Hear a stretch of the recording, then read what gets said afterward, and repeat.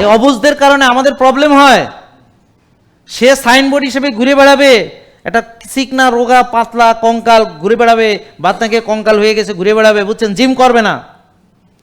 Muscle বিল্ডিংয়ের যে পরামর্শ আমরা দিয়ে থাকি যে প্রোটিন খাওয়া, জিম করা, মাসেল স্ট্রেংথ বাড়ানো, সে করবে না, সে কঙ্কাল হয়ে ঘুরে বেড়াবে।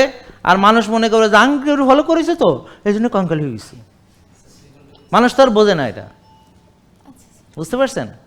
তো যাই হোক, আপনি এখন থেকে শিখবেন এবং আপনি এখন থেকে রেগুলার ভিডিও দেখবেন। এখন জানলেন তো 1 মাস পরে এসে আবার আপনি উত্তর দিবেন।